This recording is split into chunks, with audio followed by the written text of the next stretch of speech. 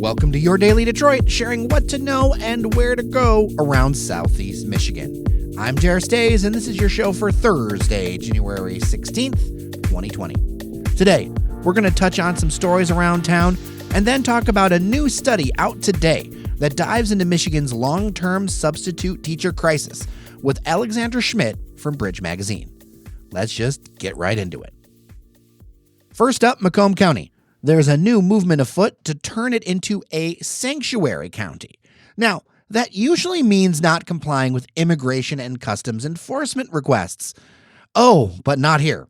This variation is called a Second Amendment sanctuary county. That is where local law enforcement officials would not comply with any possible future state laws around guns and weapons, such as a ban on semi-automatic assault weapons like the AR-15. In the Tri-County area, it's being proposed by Macomb County Commissioner Phil Kraft, a Republican. There are 100 or so such Second Amendment sanctuary counties in the nation right now, and a Facebook group centered on the Michigan movement has more than 75,000 members. And an organizer says they have people in all 83 Michigan counties looking to push to make this a reality. Recreational marijuana sales surpassed $10 million the first 6 weeks, and that's according to new state data. That brings in nearly $1.7 million to local and state coffers through taxes. Although there are currently 36 dispensaries approved, only a few are open due to a variety of issues, including a lack of supply. There are only 3 open locations in the Tri-County area, with 2 in River Rouge and 1 in Walled Lake. The state of Michigan anticipates that within a couple years, tax revenue will exceed $260 million annually. The revenue will help both the state and local communities, especially as 80% of Michigan cities have opted out for the sale of marijuana. That means the remaining money will be focused to a smaller group of cities, as if you opted in, you get a share of the money. If you opted out, well, you don't get any. However, it's no cure-all. For instance, experts pin the road funding gap at more than $2 billion a year. Sacred Heart Catholic Church in Roseville is going to be demolished for a self-storage facility and retail strip as part of an initiative to create a downtown for the city of Roseville. The church at Utica Road in Gratiot was closed in 2017. The current building was constructed in 1950, but the parish has roots to Civil War times as an outgrowth of the Assumption Grotto down the road north of 6 Mile in Gratiot in Detroit. The Macomb Daily reports that efforts will be made to save the bell tower as part of the $9 million project. In the place of the church will go a 7,000 square foot retail center with a rooftop garden and a 116,000 square foot business called MySpace Self-Storage. There is no word if in one of the units will be an apartment for someone named Tom. I'd note for the history nerds, Assumption Grotto and its cemetery with some extremely old monuments still stands today. Despite some local rumblings, there will not be a homeless shelter set up in the Wayne County suburb of Livonia when Detroit Rescue Mission Ministries takes over a building gifted to it by Sienna Healthcare on Ann Arbor Road near Wayne Road. A report in Hometown Life says that the head of the Detroit-based Rescue Mission Ministries says that they're going to listen to the community and right now are thinking of doing something around youth or seniors.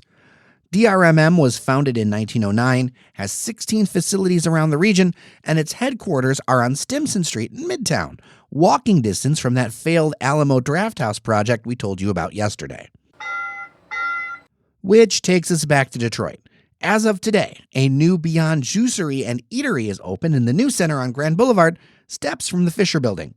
The locally owned chain now has more than 13 locations open around the region, serving pressed juices, smoothies, wellness shots, salads, and wraps, along with stuff that is vegetarian and vegan friendly.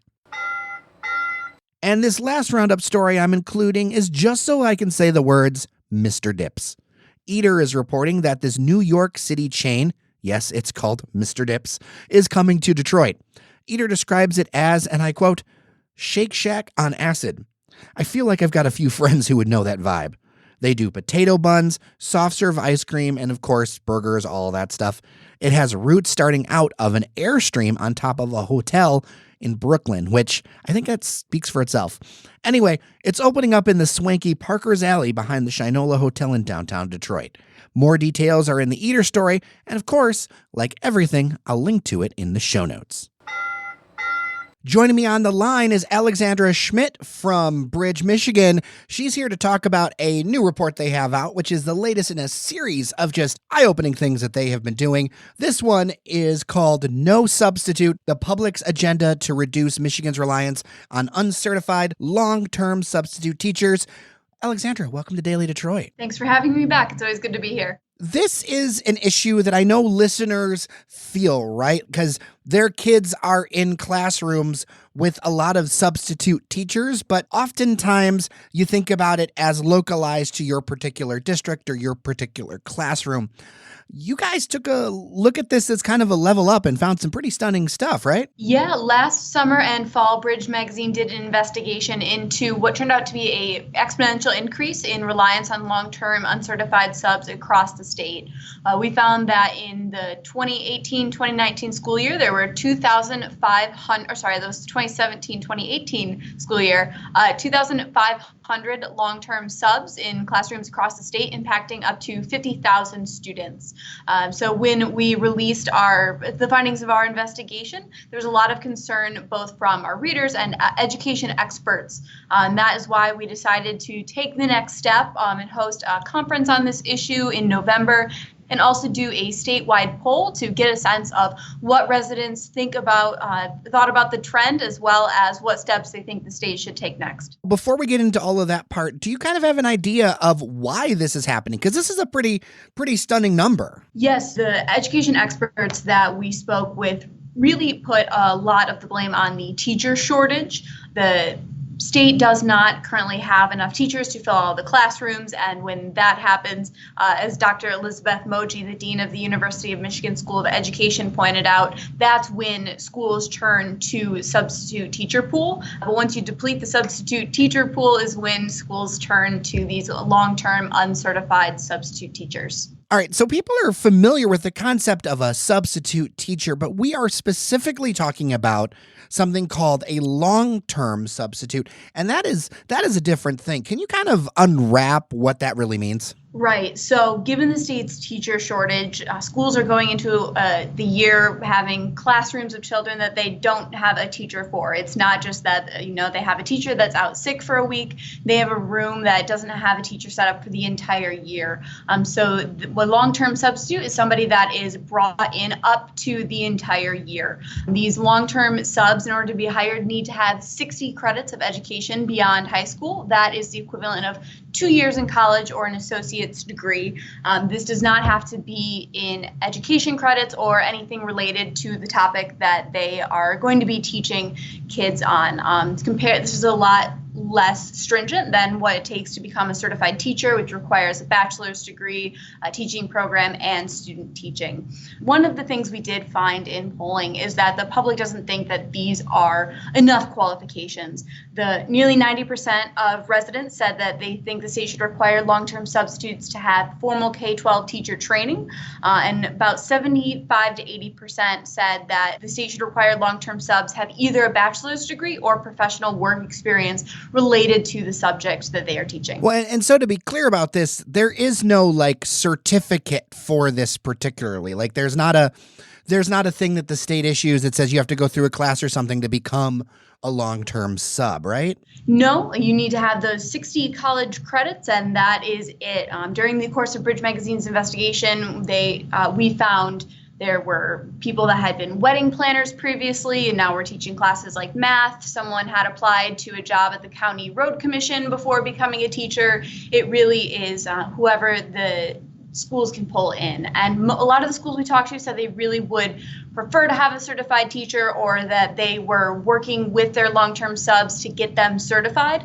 but that they really needed to have somebody in front of the classroom for those kids. This doesn't seem to be a problem that is seeming to get better, only worse. I mean, when I dug into the report, I saw that there is a significant reduction in the pipeline of new teachers as well, correct? That is correct. The enrollment at the university and college education programs across the state has been declining over the last several years. It actually dropped 70% in 8 years. Bridge Magazine found that there were 16,000 fewer college students majoring in K-12 education programs in 2016-2017 than just under a decade earlier. Whew. That's a stunning drop, to be sure. So you went out in the field, you got people's thoughts on things. What did you find? We found that Michigan residents think students deserve more than a long-term uncertified substitute. Residents really lack confidence that long-term subs provide a quality education. They said they wanted stricter standards for who schools can hire to fill these roles, and they were supportive of the reform efforts we put forth that would increase the number of certified teachers in Michigan classrooms. Well, you know us at Daily Detroit, we do like to talk about solutions, not just like the problems. What were some of the reform suggestions that you all put forward? Absolutely. So these were some suggestions that education experts proposed while we were doing our initial investigation into the rise. We asked residents whether they would be very supportive, sort of supportive, or not at all supportive of offering financial incentives to teachers to teach at underserved schools, expanding the state's interim teaching certificate program, which is a program for mid-career professionals that have a bachelor's degree and some relevant work experience and want to move into education. We also asked them about encouraging undergraduates to enroll in teacher preparation programs and reforming state law so retired teachers can substitute teach without diminished retirement benefits. Right now, if you are a retired teacher, if you go back to substitute teaching, your retirement benefits are cut a little bit to prevent double dipping, where retired teachers are getting both paid by the district and as well as collecting a pension. All of those ideas were supported by at least 92% of the Michigan residents that we polled. Wow. When something has 92% approval, that's kind of unheard of, eh? Yeah, that to me was the really striking thing about all of our polling results, is how near unanimous a lot of the results were. Especially in education these days, it's really hard to find consensus on any topic, but our poll results told us pretty clearly that residents, whether you had kids in the home or not, didn't approve of this education trend and wanted to see more certified teachers across Michigan classrooms. So were you able to, because I feel like this is the kind of thing that doesn't happen overnight, were you able to kind of get an idea of, like, we know that the shortage is causing it, but like what's at the base of all of this? Because the shortage happens for a reason. So at our conference last November, we did pose that question to the education experts that were on our panels.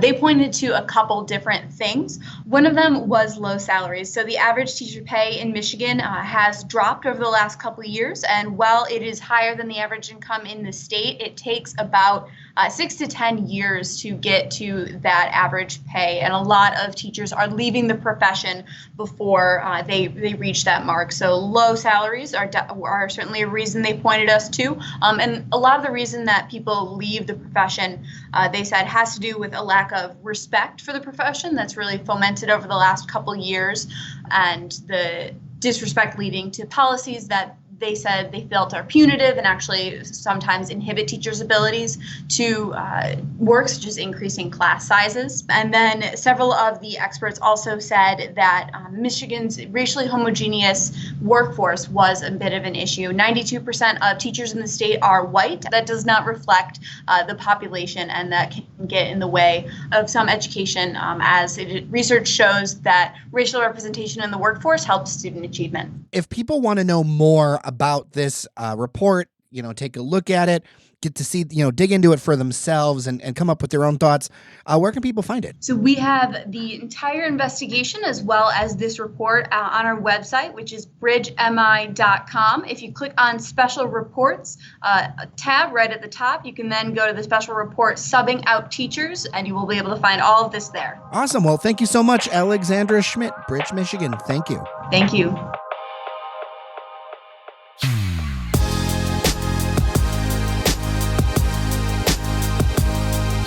And we're done for today. Thanks for all the feedback for yesterday's episode. One particularly was on music. Look, I wish I could have dropped some Lizzo tracks in there, but we're a small operation, and let's be honest, it would have cost a ton of money and trouble to do that. Trust me, I heard the opening piano notes to Truth Hurts at the end of Cheyenne's segment too. Really wish I could have made it happen. We do a lot with the tiny crew. In fact, we were again the top local daily podcast in the country on Apple Podcasts this very morning, which just kind of stunned me. It is crazy that you all put us over political, It is crazy that you all put us over Politico, a Meet the Press show, and rolling up close to the takeaway from WNYC. I even took a screenshot because I just couldn't believe it. You are awesome. Also extra awesome are our members on patreon.com/dailydetroit for making this show happen. Your support matters and helps us do so much more. Join us for a few bucks a month and help keep pushing Detroit's conversation forward. With that, I'm Jer Stays. Take care of each other, and let's make a better Detroit together.